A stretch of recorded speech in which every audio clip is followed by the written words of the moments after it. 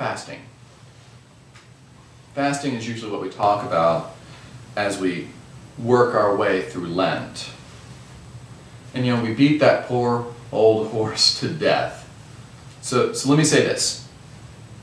I'm going to assume that you have discerned some sort of fasting discipline that's appropriate for yourself. And I'm also going to assume that you know how to contact your pastor if you need to seek some advice or add to the confusion of the Lenten season. Feel free to call me. So that way, we're done. We're done talking about fasting. We're not going to talk about it anymore except simply to say that we fast in Lent so that we might feast upon grace. I'll say that again. We fast so that we might feast on grace. So let's talk about feasting and grace for a moment. This Lent, I want to explore what I like to call the food narratives in the Bible. You know, the feeding of the 5,000 or the feeding of the 4,000. These are what I like to think of as the greatest hits of culinary scripture.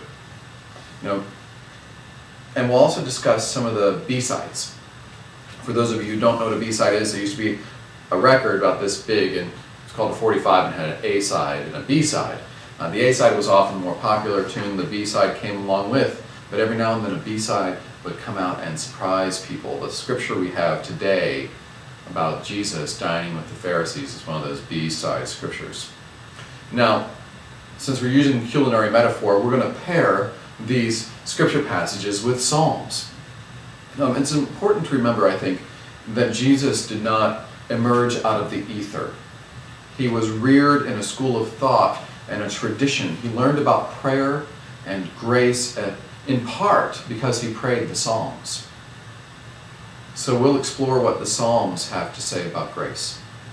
And we'll relive through the gospel passages how Jesus understood and embodied that grace that he encountered. So we'll talk about food, feasting, and grace. So let's begin. Sometimes I wonder if Jesus would do well in polite society. And I know this is not a new question, but I'm wondering it now because I don't know about you all, but I had it drummed into my head as a young person that a well-mannered person washes their hands, in our culture, their hands, before they sit down in polite company. You gotta say it right, actually. Polite company for dinner.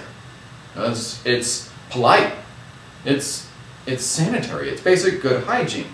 And I can hear my mother now. I mean, this is not a bad thing, but she would just say, I don't want to know where your hands have been. Let me see your nails. Go wash. Go. Now.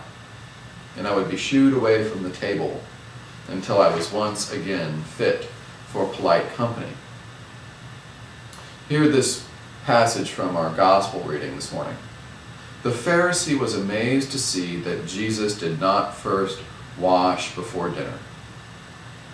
And in my imagination, here comes my mother or my grandmother, my aunts and my uncles, all of them shooing Jesus away from the table until he washes his hands and he's once again fit for polite company. Now, most of us know that the Pharisees aren't worried about Jesus being polite. I'm not talking about politeness per se. They are, to their credit, worried about things like faith, religion, and God. What we're discussing here is ritual and not hygiene. The Pharisees simply want to please God, that's all.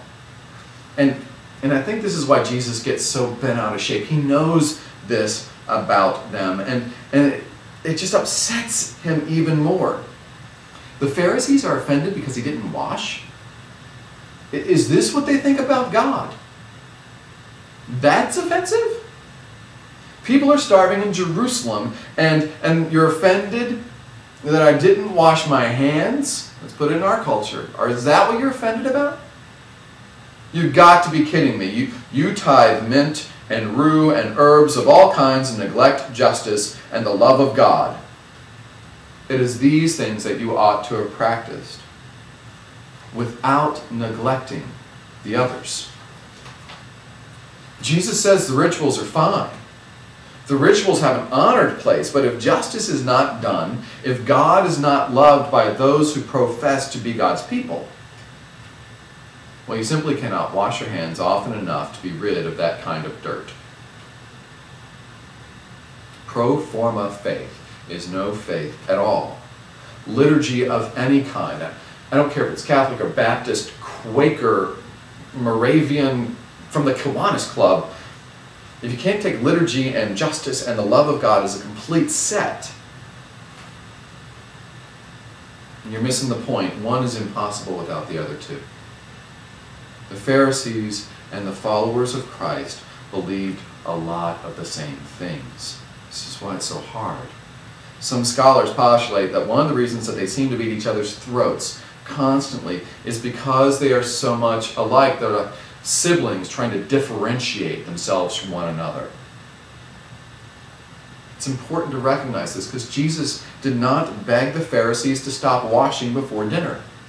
Heck, Jesus will do so himself according to the same gospel, John's gospel. Jesus will wash the feet of his disciples in the upper room. The ritual, however, is not performed for the sake of ritual, but for the sake of the love of God and the promise of justice. It's solidarity, it's love.